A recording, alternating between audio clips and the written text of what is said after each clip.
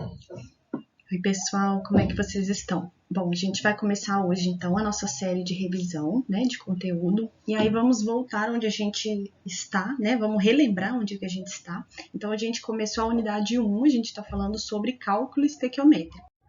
E aí, o objetivo no final dessa unidade é saber como que a gente vai definir as quantidades envolvidas em uma reação química, lembram-se? Então, o cálculo estequiométrico é a parte da química que vai falar para a gente das quantidades envolvidas nas reações químicas.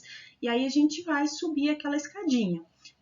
Pensar primeiro em entender a massa dos átomos e das moléculas, aprender a contar átomos e moléculas, relembrar o que é uma reação química, relembrar a proporção entre os átomos e moléculas nas reações, para finalmente definir as quantidades envolvidas na reação. Então, nós vamos fazer a revisão, né, desse passo a passo até voltar lá onde a gente parou. Tá? Na aula de hoje, então, a gente vai começar das massas dos átomos e das moléculas e vai relembrar como que a gente vai contar átomos e moléculas. Bom, então, vamos falar hoje do capítulo 1, que é quantidade de matéria e massa molar. Bom, mas afinal de contas, todos os átomos são iguais? Átomos não são iguais, né? A gente já viu, os átomos eles não são iguais. Se o átomo é diferente, a massa dele é igual ou é diferente? Então, átomos diferentes, eles também têm massas diferentes. A massa de um átomo a gente chama de massa. As crianças estão quebrando a casa. A massa de um átomo a gente chama de massa atômica e ela é dada em U, que é a unidade de massa atômica. Se a gente olhar lá na tabela periódica, como é que a gente acha a unidade de massa atômica? Então, a unidade de massa atômica, ela vai ser dada para a gente na tabela periódica, lá embaixo do quadradinho aqui, ó. Lá embaixo do quadradinho, aqui, ó, tá? Ela vai dar para a gente o valor da massa de um átomo. E se eu tiver uma molécula, quer dizer, se eu tiver um conjunto definido de átomos, aí eu vou ter uma massa da molécula. Se é a massa da molécula, eu vou chamar de massa molecular. E como é que eu vou encontrar a massa de uma molécula? Eu vou somar a massa de cada um dos átomos que tem nessa molécula. Então, aqui, se a molécula é uma molécula de CO2, então, se aqui eu tenho uma molécula de CO2, eu vou somar a massa de todos os átomos, quer dizer, de um átomo de carbono e dos 2 átomos de oxigênio. Vocês estão lembrando, né? E será que a gente consegue pesar um átomo ou uma molécula na balança? Quando a gente vai lá no laboratório, o que a gente pesa é um único átomo ou uma única molécula?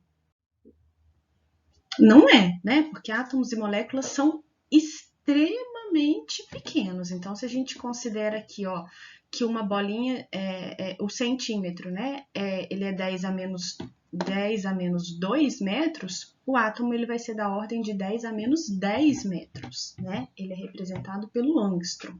A gente vai precisar encontrar uma outra forma de contar os átomos e as moléculas, e para isso a gente usa o mol. Então, o mol nada mais é do que a quantidade de matéria de um sistema que contém 6 vezes 10 a 23 unidades. Então, do mesmo jeito que uma dúzia tem 12 unidades, o mol tem 6 vezes 10 a 23 unidades. Só que uma dúzia a gente usa para contar ovos, né? Que são coisas grandes, laranjas, enfim. Agora, átomos e moléculas a gente não vai contar em dúzias. Então, a gente vai contar em mols. Então, toda vez que eu estiver falando de 1 mol, isso corresponde a 6 vezes 10 a 23 unidades. E aí, então, lá no laboratório, o que eu vou pesar, né? Eu vou pesar pensando em quantidade de mols.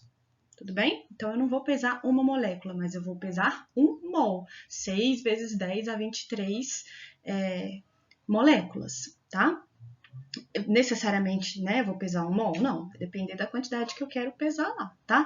Aí eu preciso agora relacionar, então. Como é que eu faço para relacionar a massa de uma molécula com a massa de 1 mol?